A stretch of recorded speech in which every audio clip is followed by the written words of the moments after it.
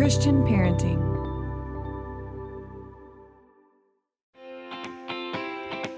Welcome to the Called to Love podcast, where we discuss all things adoption and foster care and dive into the practical, the clinical, and most importantly, the biblical perspectives to help you and your family thrive. I'm Summer Colbert, adopted mom, director of adoption and foster ministry, and champion for the Arkansas Baptist Children and Family Ministries.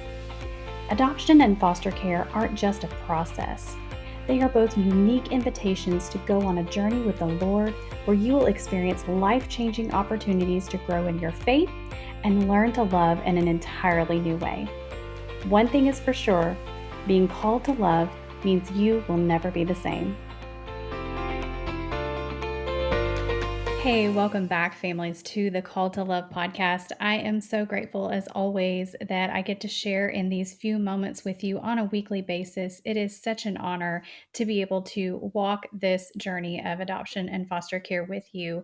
And if you remember, about a month ago, I created an episode that was really an update on kind of where the Lord had me.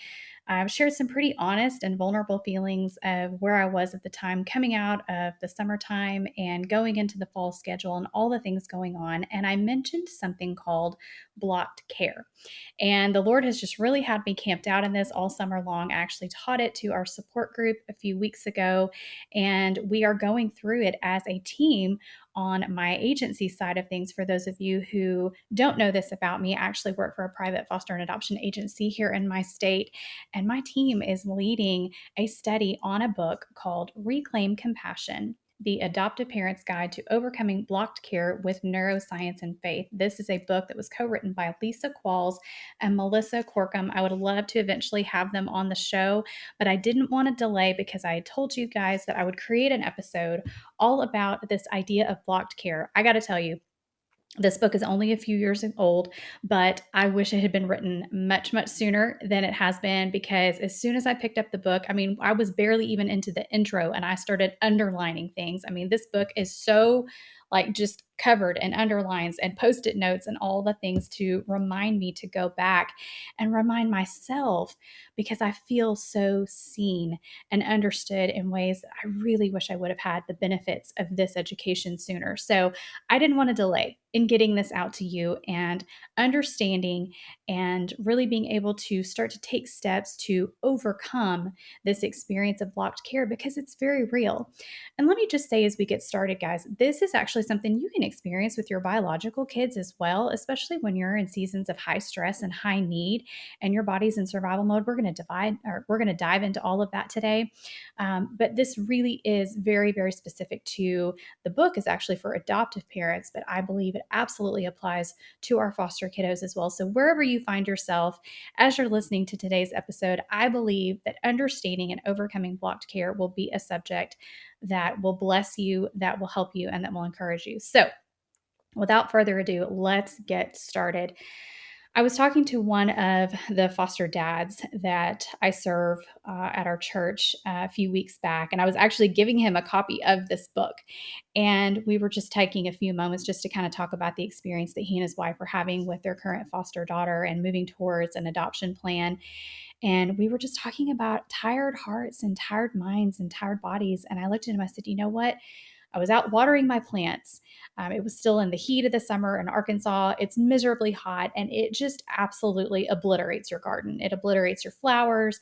And by that time of the year, and really still where we're at here in early September, everything just looks withered and tired. And I said, that's what I feel like represents where I'm at right now. Just this place of feeling so withered, of going through the motions. And quite frankly, if I'm honest enough with myself to say, I'm emotionally disconnected as a result of just a very high demand season. And so we hear that commonly talked about as just kind of being in survival mode. And there's almost been this norm that's been created around living life in survival mode. And I don't believe that that's what God wants for us, because He designed our bodies actually to fight against that. And that, my friends, is actually what blocked care is all about. So when we are drained and when we are worn down by the high needs of our children, we can experience what is called blocked care. Now, I hadn't heard that term until recently. I was introduced to this entire concept last year, about a year ago. And it has rocked my world. So, if you're not familiar with blocked care, and if you're not there now, chances are that you will be, or you are headed there, or you might be coming out of it. And so, there's always in the realm of caregiving and trauma and adoption and foster care, this idea of blocked care can fit into that experience. And so, being aware of what it is and how it affects us and how we can overcome it is really going to be a game changer, especially when the days, the nights, and the seasons are hard. So, you might be asking me, and I'm sure you are at this point. You're like, get to the point, Summer. What is blocked care? Okay, according to Reclaim Compassion and according to the authors of this book that we're going to be referencing today, blocked care is a self protective mechanism in the central nervous system that is activated by excessive stress. I'm going to say that again. Blocked care is your body's way of protecting itself through the central nervous system, right? God designed our bodies down to the most finite detail, and He placed this within us as a self protective mechanism because our bodies were not designed to experience long term and excessive stress. Now, when we experience blocked care and that protective mechanism starts happening in our central nervous system, activated by our brains, this suppresses the higher brain functions that are needed for caregiving, causing your central nervous system to develop a defensive stance toward your child. Okay, so I want to put that in perspective for you. I'm in full blown football season with both of my sons. We're traveling for a game this evening as we speak, as I'm recording this episode. And I'm picturing this in terms of we've got two players on opposite sides of the line, and they are ready to go head to head and push and shove and get past, and they are combating back and forth against one another. Well, that is this idea that blocked care is giving us, that instead of us walking side by side and in places of caregiving and affection and nurture with our children, it actually places us on opposite sides of the line. It's the best analogy I've got for you guys because I'm in football brain right now. Can you tell? So that is something that just really got my attention when I thought about, as a parent, you don't ever want to be against your child, right? You don't want to be on opposite sides of your child. I mean, yes, you're going to have squabbles and you're going to have disagreements and that sort of thing. But when it comes to nurture and love and caregiving, you don't want to be going against your child and your body actually creating this idea and this stance of being in a defensive posture from the high need, the high behaviors, the difficult challenges that you might experience with your child, wherever you find yourself in that. So, here's a little checklist for block care just to give you some perspective as we get going today in our conversation. You might be experiencing blocked care if you are discouraged by the challenging behaviors to the point where you just want to give up the fight. You might be experiencing a lack of empathy over just repeated behaviors or struggles that just don't seem to be improving. You might be just meeting needs and going through the emotions without truly emotionally connecting with your child. You guys hear me say this phrase a lot, right? It's keep the tiny humans alive. And we laugh about that, we joke about that. But if all you're doing is this kind of mechanical meeting the needs and not embracing emotionally and connecting with your child, you might be experiencing blocked care. If you are just physically and mentally exhausted. Now, this is true for a lot of things in life. Again, it has become the societal norm for us to be in this high intensive pace at all times, and that is taxing on our minds and on our bodies. And then you add in this extra component of trauma, of difficult behavior, of sleep disturbances, of all of the different things that can encompass the experience of foster care and adoption. We just find ourselves physically and mentally exhausted. Here's another one. This is a tough one, and I had to really wrestle through this. But if you're honest, you may be experiencing blocked care if you are struggling to like your child or even want to be around them. Like when your child walks in the room or you hear them open the door, are you excited to see them? Or does something in your heart and your posture actually kind of sink because you're just anticipating whatever it is they're going to say or do or ask of you? Are you feeling like you're losing a little bit of yourself? Who you are, your joy, your energy, and just your overall good attitude and well being for your day to day life. Think, are you just kind of robotic right now? So, I don't mean to discourage you with all of these questions, but again, when I was going through this, I was reading this and I thought, oh my goodness, I feel seen. Because deep down, I was experiencing a lot of this. And the whole time, I was just beating myself up for thinking, I'm just a horrible person. I'm a horrible parent. I don't have what it takes. I'm the one that's lacking because I can't overcome these things that I'm thinking and feeling. When in fact, this is actually a mechanism that was built within our bodies to respond to the high stress and the high needs that we sometimes experience with our kids. So, if you are interested in learning more about this, I cannot recommend this book enough. Again, Reclaim Compassion. There is actually a checklist at the beginning of the book. There's a quiz for blocked care. I've done all of those, and I think it is a really, really helpful tool just as you're gaining some perspective and you're really diving into this entire concept. So, today is really going to be an overview. I'm going to share some things that I have pulled from the book for myself personally, but there is so, so much more. So, I cannot, again, recommend this book enough if you're interested. And I'll put the link in today's show notes so that you can access it easily. Now, as you're kind of evaluating, maybe had to pause, re listen to kind of that checklist that I was sharing with you, compare that to where you find yourself. Again, don't be discouraged if you're like, okay, I just checked every one of those boxes mentally. Like, yes, I am experiencing all of this. Friends, this is just an indicator that your brain and your body are doing their job, working to protect you. And there are ways to rest, to heal, to connect with our kids, and to overcome blocked care. So, I want to talk about 5 different ways in today's episode that we can do that. And again, there are so many more that we can hone in on, but these were kind of the big 5 that I took away just in going through this book and experiencing blocked care myself over the course of the summer. Number 1 is to recognize and to release our expectations. Now, we've talked about expectations before in different episodes and just how they can affect how we interact with our kids, how we go through our adoption experiences for those of us who are still waiting for that to be fulfilled. But this is speaking specifically to the expectations of who our kids will be and how they will act in our care, how they will interact with us on a daily basis. So, think for a moment before you adopted your child or before you welcomed your foster child into your home. Think about how you imagined day to day life would be. Did you imagine just this wonderful connected experience with your child where you had a little girl that was twirling with you in the kitchen, or you had a little boy that was playing basketball or catch with you out in the yard? Did you envision sweet moments of reading books and making cocoa and watching movies and those types of things? And has that proven untrue or less frequent than you would have imagined when you were dreaming about what your experience with your children would be? And so, with that, think about how those expectations might affect how you're interacting with your child on a regular basis. What are your conscious expectations of your children in the day to day? And then what are your unconscious expectations of the kids in your care? I would imagine that the unconscious is kind of that dream idea that we had when we first started imagining these children that God would place in our homes, that He had planted in our hearts truly. Conscious expectations for parenting, I think, are pretty general. And we've talked about that on the show before of fair expectations in parenting with our kids. The scripture is very clear about, children being obedient to their parents. We have order in our homes. We have chores that need to be done. We have practices of just respect in the way that our kids respond to us and the way that they obey us, doing well in school, being kind to others.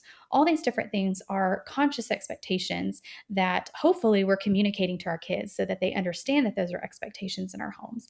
But then we have the unconscious ones, like we were talking about, of why doesn't this child snuggle with me more? Why does this child not want me to hug them? Why does this child want to automatically be combative with me when I give them a direction, or those types of things? Take a moment, maybe even today or this week, journal and think about those things, and just jotting them down and seeing them right before you in, black and white on paper can be really, really telling as to where the root of some of your experienced block care might be coming from. And that might be your expectations. The book talks about something called a blank slate mentality. Along these lines of expectations, we go to bed exhausted. We wake up the next day and think, okay, it's going to be better. Tomorrow's going to be the day that it's going to click with my child. They're going to connect with me. They're going to behave. They're going to obey, whatever that might be. A blank slate mentality even on a daily basis with a child that is permanently yours through adoption or a child that's been in your care for a long time, blank slate means you wake up every day and it's a blank slate. You don't know what's coming, but you're not creating these expectations that are going to set either you or your child up to fail. A blank slate mentality says, I wake up every single day knowing that I'm choosing to love my child come what may. Whether the behaviors are difficult, whether the needs are high, whether I'm exhausted, I'm not just going to automatically be defeated and have my mind made up that it's going to be bad. I'm going to come into this going, okay, what's going to happen today? And I'm going to ask the Lord to guide me through. So in our house, this is going to sound really terrible, but I'm just going to be honest with you guys because we're a family here on Call to Love. We call it roulette with our daughter. We just don't know which way it's going to go. And most mornings I wake up and I don't even realize it now until I started diving into this idea of blocked care. I would tense my body. My shoulders would be tight. My neck would be just kind of like hunched down into my shoulders. And I would almost be bracing myself for the crying, the fits, the crabby mood, the complaining, just starting our day just in a very, very negative headspace. And sometimes we would go in and wake up her daughter, and this still happens, by the way, and she just pops out of bed and she's bright and she's cheery and she's compliant and she's not upset about leaving for school or whatever it might be. And I feel this release in my body going, oh, okay. And then I kind of don't know what to do because I was bracing for the fight. I was bracing for the bad attitude. I was bracing for the negative response that I was anticipating.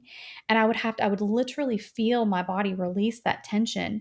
And it was amazing how that affected me physiologically. So a couple of weeks ago, I had to travel for work and it was going to be an overnight trip. And I never know how those days are going to go. But typically, if she sees a suitcase and she knows that mama's leaving, it is not a pretty experience. It's really rough. There's lots of tears, there's lots of clinging, there's lots of combative behavior, there's lots of things that we experience.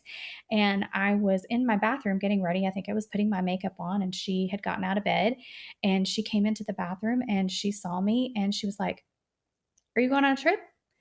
And I said, "Yes." And I kept my, everything just very positive and very simple answers and not over explaining anything. And she said, "Oh, are you going to work?" And I said, "I sure am." "Well, what are you going to do there?" "Well, I've got some meetings today and tomorrow, but I'll be back and your Mimi's going to pick you up from school and Daddy and your brothers are going to be here at night and for dinner and to take you to school and it's going to be great. And Mom will be back at this time and we'll all meet at church." And, kind of gave her a little bit of the rundown and she went, "Okay." And she walked out of the bathroom and she got herself ready for school and packed her lunch and went out the door without a fuss. And I just thought, thank you, Lord. And I didn't know what to anticipate that morning. And so having that blank slate mentality of, okay, this could go either way, and either way is okay. And I'm going to be intentional in keeping myself regulated, knowing that I can't control how she's going to respond, but I can control how I respond. So I hope that's helpful in understanding and explaining a little bit of just that blank slate mentality. We go into that, honestly, it's scriptural. His mercies are new every morning. God goes into each day with us with a blank slate mentality of he doesn't know if we're going to be obedient. He doesn't know if we're going to praise him or if we're going to whine and complain and be ungrateful. And that is true in our parenting as well. It could go either way, but he is there. He is present. He chooses to love us and he is available to embrace us if we will go to him and embrace him as well. Hey friends, I am loving summer and definitely don't want to rush this time, but fall will be here before we know it. And as you start to think about back to school, I want to encourage you to think about how you can be praying for your kids this coming school year. It's so easy to get caught up in all of the daily tasks of parenting, right? We're getting school supplies, coordinating schedules, doing the laundry, making snacks, then making more snacks, am I right? But as Christian parents, it's important to remember the big picture. The one thing that truly matters is teaching our kids to know, love, follow, and share Jesus. And so because of that, I am so excited to tell you that the Christian Parenting 2024-2025 Prayer Journal is now available. It's called A Life of Faith, Knowing, Loving, Following, and Sharing Jesus, and it is a prayer journal from Christian Parenting that was created just for you. This journal will guide you in praying over your kids every week of the coming school year. Together, we will pray that our children will know Jesus as their Savior, love Him with their hearts, minds, and strength, and follow Him faithfully through their entire lives, and boldly share His good news with others. Thousands of parents use this journal every year, so join us as together we pray that our kids live a full life of faith. You can visit cpgive.org to request your school year prayer journal, A Life of Faith. Again, that's cpgive.org, and request your copy of A Life of Faith today. Now let's get back to the conversation. I've been listening to a sermon series by Pastor Robbie Gallaty of Long Hollow Baptist Church in Tennessee, and he was talking about this idea of our choices. And I think it ties in beautifully with this idea of a blank slate mentality. When we choose to praise God, His presence joins us. His presence is with us. And so his phrase for that was, when our praises go up, His presence comes down. And he also said, you will never sense His presence when you complain or pout. And I thought, how true is that for us in our parenting? With blocked care, when our kids are just repeatedly grumpy, when they are pushing us away, when it is just really difficult to be around them because they're just really stuck in this negative bias, we want to remove our presence from our kids. We just don't want to be around that because it's draining, it's exhausting, and it brings us down, especially if we're trying and fighting really hard to choose our own joy. So I thought that was a really, really encouraging reminder of how, once again, the way the Father parents us is the way that we can mirror that and parent our children, and being available, understanding that every day is a blank slate, but we can choose to love, we can choose to connect, and we can choose presence. I struggle with this one, guys. I am, it sounds really pretty and spiritual what I just shared with you, but it is difficult in the day to day because I just think, why does my child not get this? I don't understand. Maybe it's a repeated behavior that you're struggling with your children. And you're like, how many times do I have to say this? How many times do I have to correct this? How many times do I have to direct and instruct? But life as a parent is a series of ongoing sowing of seeds and giving direction and correction and boundaries. And that is something that we will do for the remainder of our parenting journey, even as our kids grow into adults. And so, along those lines, the book also talks about this idea of radical acceptance. And this just means that you are accepting something or someone exactly as they are. Now, this does not mean necessarily that you agree with or approve of their behavior or their choices, but it allows your brain to stop fighting against the reality. And I think that's the key here, because we're talking about our own physiological response to this high stress of blocked care. So, to allow our brains to release the expectations, to go at every day with a blank slate, and to have a radical acceptance of who our children are, understanding that just like us, we are all growing, we are learning. Sometimes it takes longer in certain situations, in certain behavior patterns, in our brains learning to rewire themselves, especially if they've experienced trauma. But if we stop fighting against the reality, we're not head to head with our kids on opposite sides of the line, then we're able to take those first steps towards overcoming blocked care. I was thinking about this as we were going through this with our group a few weeks ago. I know many of you, if not most of you listening, are familiar with or have seen the movie Forrest Gump. And it's a classic. It's one that it tells a lot of stories, but the main character, obviously Forrest Gump, falls in love as a child with his little neighbor, Jenny, this beautiful little girl who we know is experiencing extreme abuse and neglect. And over the course of her growth, she responds to that trauma and that abuse by just making repeated terrible life decisions, choosing bad boyfriends, just very self destructive behavior, not allowing herself to be loved in a safe place. Forrest just was a safe place who just wanted to love her and care for her, and was always one that she could come back to, but she would flee from over and over and over again. And that really is this idea of self protection. And even though her self protection was destructive and ultimately was the reason why she met her end, sorry, spoiler alert if you haven't seen the movie, but I told my husband when I was thinking through this, I'm like, that's really what it is to love somebody with trauma, to watch her story unfold and to watch her respond to the circumstances that she experienced in life and the abuse that she experienced.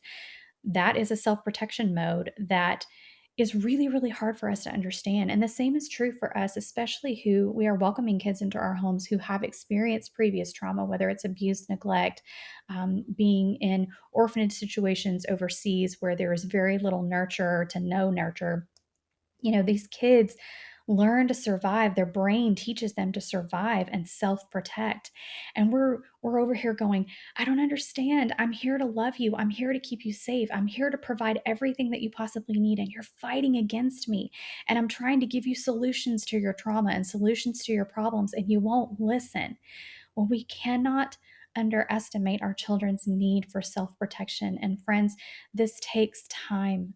It takes so much time for us to continue to invest, just as the Father invests in us and helps us to overcome the sin struggles and the patterns that we experience. The same is true for us and our kids.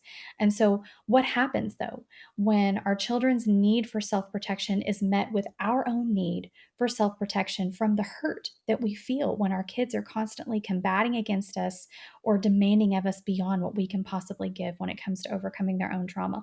Well, it's very easy. And that's what blocked care is. It's a disconnection, it's misunderstanding, it's hurt feelings, and it's barriers. And that ultimately is what the enemy wants. He wants that disconnect. He wants more brokenness. And so we have to lean into a supernatural God to give us the type of intentionality and the practices and the love, the sacrificial, active love of sowing seeds, of being present, of not removing our presence from our kids so that we can help them. But overcoming blocked care is no easy feat. So, expectations is number one. Number two, we want to evaluate.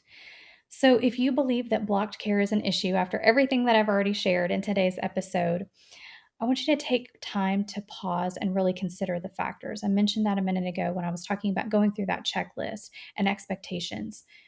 Think about where those might be coming from. If you suspect that block care is an issue for you right now, what is your child experiencing and what are you experiencing that has gotten you to this place? So, for those of you who you can say, okay, yes, I'm there. I'm right there with you right now. Holy cow, I feel so seen, blocked care. Yes, I'm in it. What factors led to this? Are you in a season of high stress? Are there certain behaviors that are just really creating a disconnect between you and your child? Has there been a change in routine? I mentioned that we go through this just about every summer. When school is out and there's a disruption to change in routine, it is very common for our children's brains to react and their bodies to react and their behavior to be a result of that reaction. And it is very, very difficult, even though you think, oh, summertime fun and poolside and books and, vacations and all the different things. But actually, it wreaks havoc in our household and on my daughter's brain, especially when we don't have that change in routine. Also, it might be a change in circumstances. And so, for those of you who might be fostering, is it family visits? Has there been a disruption in that? Has there been a change in the case plan where now it was reunification and now you're looking at adoption because the biological family has not been able to work their side of the case plan? Have you moved recently? Have you added another family member? Are there any dynamics that have changed that have caused a disruption? So take some time to evaluate maybe what might be at the core of this disruption that is leading to difficult connection, difficult interactions, and blocked care. Number three, regulate. This is one we talk about it a lot in adoptive parenting. It is something that is a constant challenge. It goes back to that supernatural grace that we have to ask the Lord for, because sometimes when we are overtired, overstimulated, overworked, and the demands are just beyond what we can control, it is really, really difficult to stay regulated. And I want you to hear me say that. It is difficult. I am not expecting you to go, okay, regulate yourself, get it together. We are told as foster and adoptive parents the importance of keeping ourselves regulated. But what do we need to do to accomplish that? So, here's just a few things that I jotted down that were great suggestions from the book. Number one is exercise. I'm really terrible at this, guys. It doesn't have to be anything intensive. Even just a walk can change your body chemistry and your brain chemistry. Think about things that regulate your central nervous system. Is it just stretching? Is it going for a quiet walk? Is it going for a run? For some of you people, y'all love to run. I don't understand it. I'll walk with you anywhere I can't run. But some of you, that works really well for you. Some of it is a little bit more intensive workout with a lot of cardio, with weights and different things like that. But do those things to release the stress in your body, because stored stress in your body actually can hinder your body's ability to function. It can hinder your immune system from working effectively. And so I would definitely encourage you to look into what exercise best suits your season and your physical abilities. Another fun game that you might play with your spouse, for those of you who are listening and you're married, write down those things that regulate you on an index card and don't show one another, and then compare notes and see if you are actually aware of what your spouse needs to be regulated. This is key, because if you're in a high stress season and both of you are overextended and neither one of you understands what you need to be regulated, then not only are you going to be pitted against your children, but you're going to be pitted against your spouse. And again, this is what the enemy wants. And so we've got to have some tools in our belts to be prepared and to know what our bodies need in order to regulate, so that we can effectively connect and overcome this blocked care experience. So, mindfulness is a great one. This can sound a little bit strange, maybe even a little bit secular, but I don't mean it to sound that way. Mindfulness is just taking a moment to pause and be aware of what's going on in your body. And so, like, even as you're listening right now, is there a part of your body that you're holding tense? Your shoulders, your back, your neck, your hands, your ankles. Like, are you tense anywhere in your body? Are you breathing shallow? Are you just trying to rush through, or are you taking intentional deep breaths and allowing your body just to relax and to oxygenate your blood? These are practices for mindfulness that I think are really, really helpful. And I'm amazed at how often I hold tension in my body, and I have to catch myself and pause and be intentional and tell my body to relax. So be aware of that. That's a great suggestion. Another one is to decrease your mental load. So, what is it in your life right now that you can possibly lay down that maybe is that's for later, but that's not for right now? Think about what is most pressing, what is priority, and what can be laid down. Something else that is really, really helpful is to establish what they call anchors in your day. And so these are solid, predictable events that hold your day in place. So, what are things that your family knows are going to happen on a daily basis? Is that everybody gathers around the breakfast table in the morning, and as we're pouring our cereal or buttering our toast, or eating our cereal bars, whatever it might be, you're talking about the day, you're maybe reading a scripture over them, you're saying a prayer before everybody goes out the door. Is that an anchor?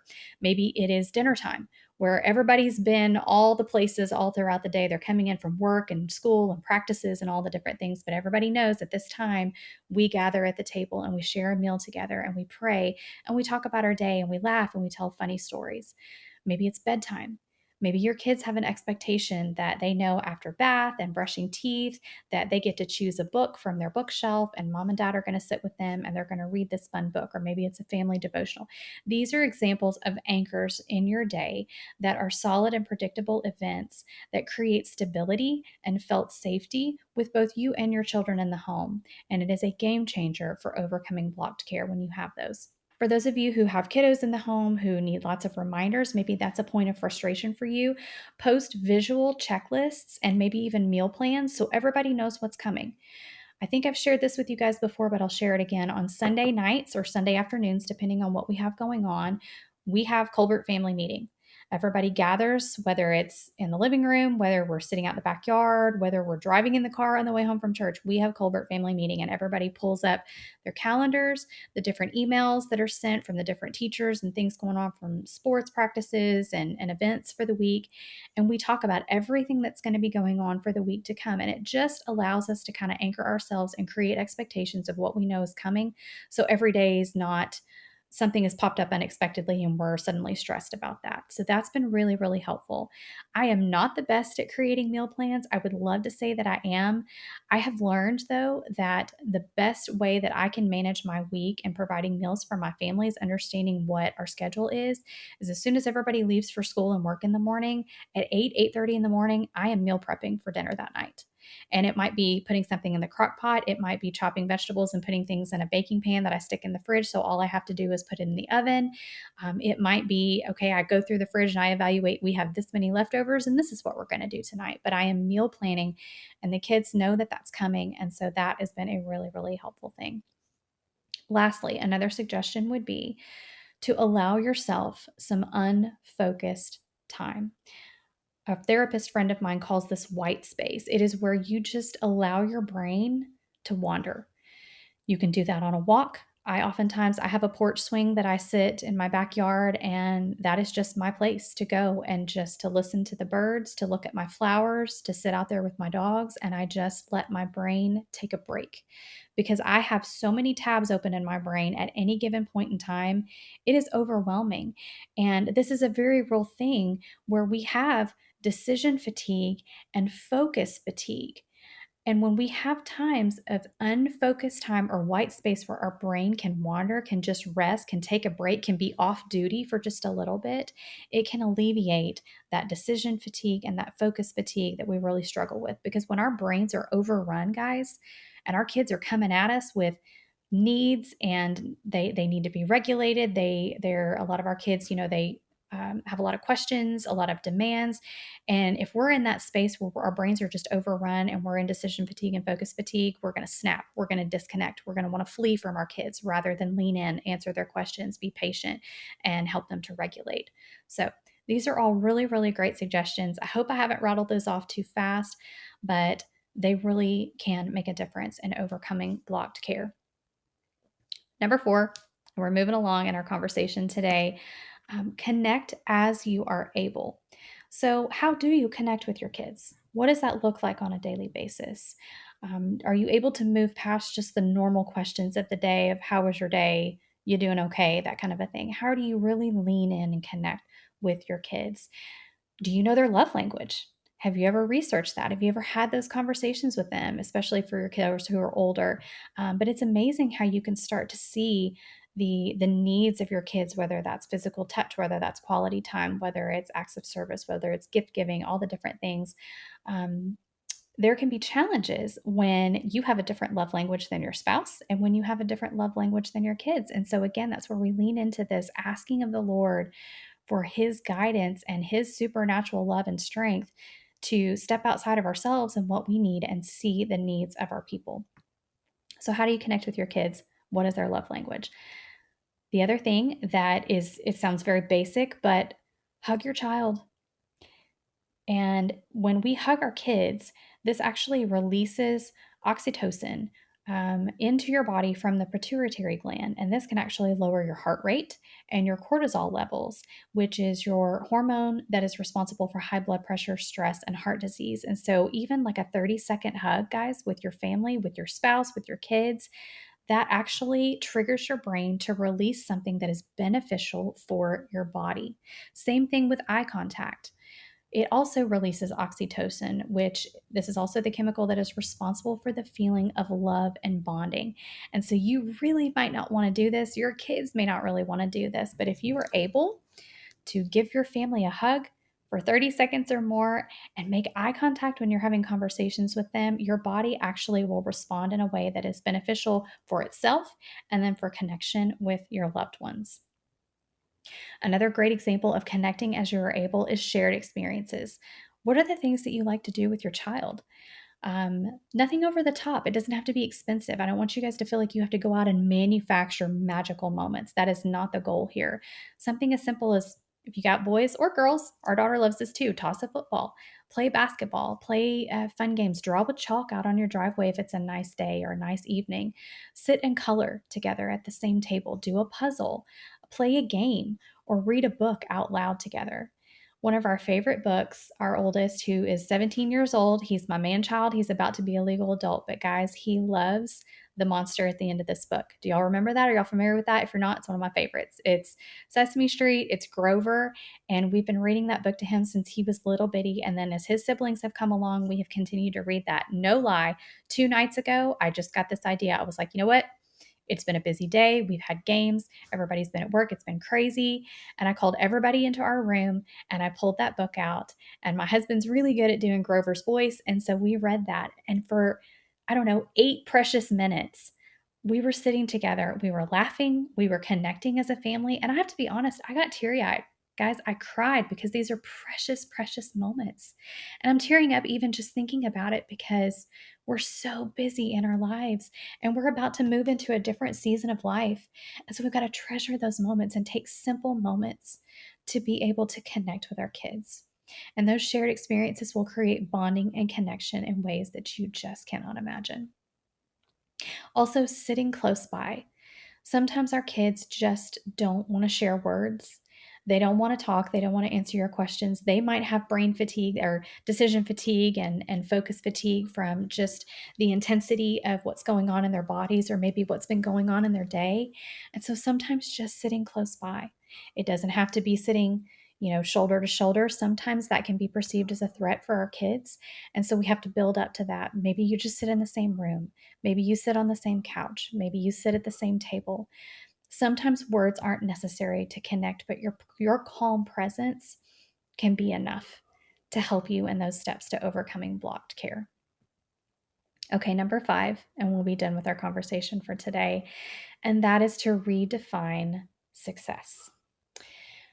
The book says, when you are in blocked care, you are easily overcome by negativity bias.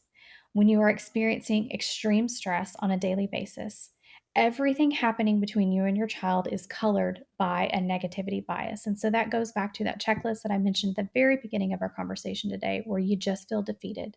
Like nothing you're doing is working, nothing is improving, every day feels the same or worse. And so you just have this filter that you see everything through, and it is one of defeat and negativity bias. So that's where we need to look at redefining success, taking even the simplest things, the simplest wins, and celebrating them like they are the ultimate success. So, what does success look like for you in your current season with your family? And keep in mind that this is going to change over time as your child develops skills and growth. You're going to see different wins, and eventually you're going to look back and you're going to see what has added up to culminate in an incredible success story. But it is really hard to see those wins in the day in and day out. And so maybe you actually get a respectful response from your child and you stop and you celebrate that as a win and you point that out and go, thank you so much for being respectful in how you responded to me. Maybe you sent your child in to go and put away their laundry and they did it without whining or complaining. That's a huge struggle in my house, by the way. Every time we ask our daughter to put away her laundry, she acts like we're absolutely destroying her life. So if she goes in there and she does it with a good attitude, let's celebrate that. That is success for the day. The other day when I was leaving town and she didn't have an epic meltdown, that was a huge win. So, what do those wins look like for you, and how can you celebrate them and say them out loud so that your children hear you celebrating them, which is going to compel them to continue to build those healthy mental patterns of positive thinking rather than this negativity bias? That's going to be a huge win in overcoming blocked care. I hope all of this has been encouraging to you. There's so much more, as I have shared, that can be covered in the book. I cannot encourage you enough to go out and research this more, but I want to leave you with this. As the Lord has been walking me through and coming out of a season of blocked care with my own child, He gave me Galatians 5:22. And as you know, this is the fruits of the Spirit. And it is something that we hear in Sunday school all the time. And it is something that we go, okay, yeah. But let's take a moment just to really take in the fruits of the Spirit.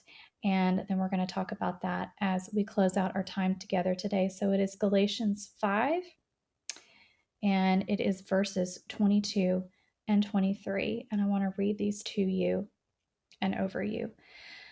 But the fruit of the Spirit is love, joy, peace, patience, kindness, goodness, faithfulness, gentleness, self control. Against such things there is no law.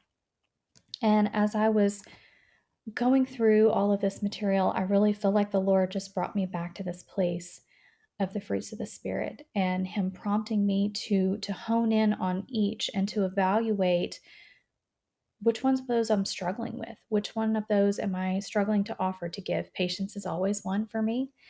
Gentleness, kindness, when you're frustrated, when you're exhausted, when you're withered like my plants in the summertime, it's really, really difficult to freely give those fruits. And so I want to encourage you, If you are in a space right now where you are experiencing blocked care, maybe you're understanding it a little bit better for the first time, lean into those fruits of the Spirit and ask God to come alongside you to give you more of the specific fruit that you know that you're lacking. He will do that, and He will do so generously. It is a process. Again, He is parenting us just as we are parenting our kids. And there is grace. There is a blank slate. Each day, there is a blank slate, moment by moment, and He will give you what you ask for according to His will and in abundance. And so, friends, if you are finding yourself in a season of blocked care, just know that you are seen, you are loved. This is a natural response that God has designed in your body. We don't want to stay stuck there. We want to overcome it. And these are just some of the tools to do it. And so let me know your thoughts. I would love to hear from you. You can direct message me. You can send me an email at the link in today's show notes. I would love to hear your feedback and your impressions and understanding of blocked care. As always, I am so grateful for the time that we are able to spend together. Thank you so much for your support. Thank you for listening. If you have been blessed by this podcast, would you share this with friends and family, with your churches, with ministries that might be trying to begin foster care and adoption awareness? I would be so grateful, and I am so honored to continue to serve you. Thanks for being here today, and I look forward to being back with you next week. I love to hear from listeners, and so I would love to connect with you to hear your stories and answer your questions right here on the show. You can find me on Facebook and Instagram, send me a direct message, or send me an email at the link in today's show notes. I pray you have been encouraged by today's episode to walk in faith and continue to embrace your own call to love.